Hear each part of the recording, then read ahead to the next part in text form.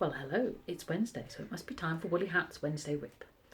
And this week, the yarn shops have opened. You might be surprised to know that I haven't visited one yet. I am saving myself for later in the week. But anyway, if you have been, I hope you've had a wonderful time and bought some really nice yarn. Please do tell us what you bought and what you're going to make. I'm so looking forward to looking and feeling yarn and matching things and all that kind of stuff. So that pleasure is to look forward to.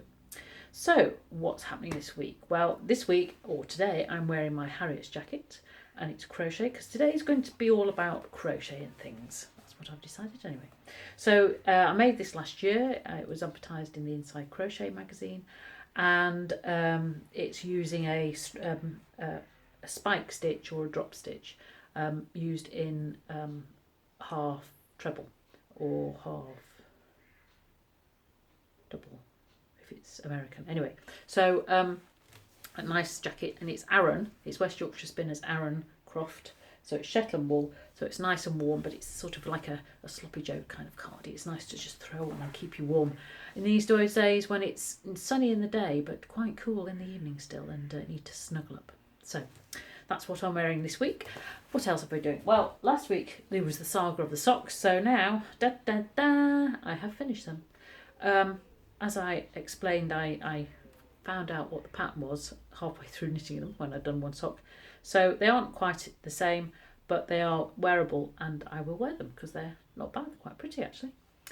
Even though I don't tend not to wear pretty things, but I quite enjoy making those. So that's one off the list. I'll have to see what socks to knit next. Perhaps I might find some soft wool at a yarn shop. So as I said, this week's about crochet. Now is the time to do spring cleaning, and I have two big, well, there's one of them there, throws that I made from stash a while ago, several years ago now, and we have them on the sofas in the lounge, and of course that means that they get a lot of sitting on and all that kind of stuff.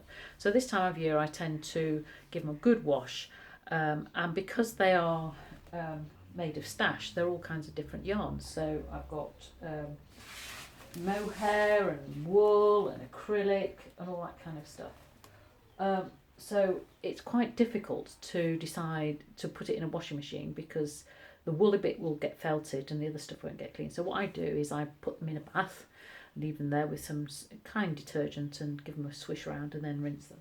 And that seems to freshen up. And then of course dry them outside, and it's been fantastic drying days the last few days.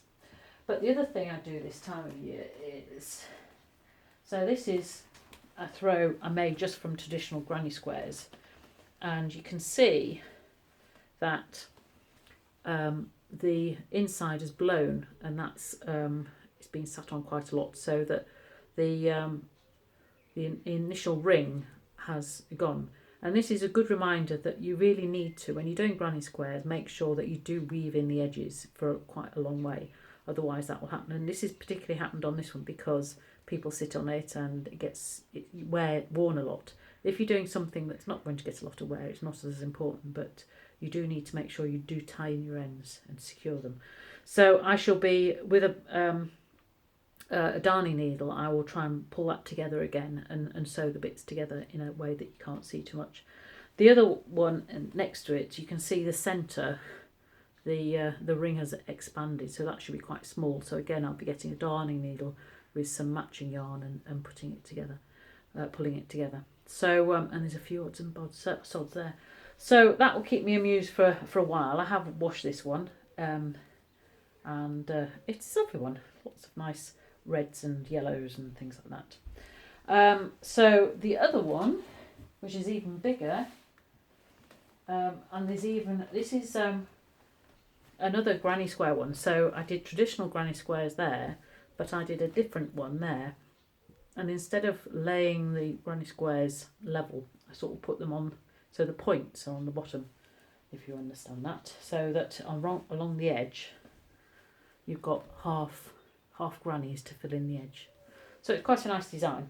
It was inspired by Jane Crowfoot, who does a lot of fantastic throw blanket make-alongs, sometimes in expensive yarn and sometimes in cheap. So do look up for that. And there's some really nice ones. There's a nice sunflower one which I'd like to do. But you can see from here, I don't know if you can see there, quite a big hole there, so I'm going to have to do some quite serious repairs. So that's the biggest one on this one. So again, it's a case of making sure that you do weave in your ends. So yes, a lot of this one actually came from my mother-in-law's stash, which she left after she died and passed away. So there's lots of things there. What I did with both of them was I actually bought this, the border edges, to tie it all together, but all the rest is just odds and sods, bits and pieces, mainly sort of acrylic wool mix. There's a bit of mohair in here as well, all kinds of things. Some from jumpers I've knitted Mr. W, bits of cotton. So it's a nice memory blanket, as the other one is. So I shall be sewing that one up later. So that's my job for this week. And be getting on with that. So that's a spring cleaning job. If you like granny squares, in this month's edition, and they don't pay me to advertise Inside Crochet, there's lots of granny square patterns, and I particularly like that one there. I thought that was quite striking. The black really makes it pop, but you could use a dark navy blue or a dark green, and that would be lovely. So there's lots of other patterns as well using granny squares for you to try out. I'm just going to see. There's a blanket there, and a bag, so you don't have to make something big. So there's a nice one there, and also the vest there as well.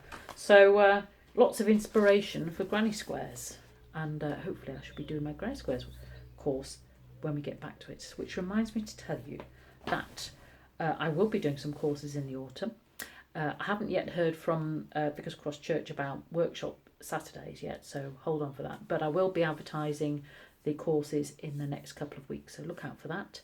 I will be having to increase my charges in the autumn, but if you buy it now, there's a little incentive.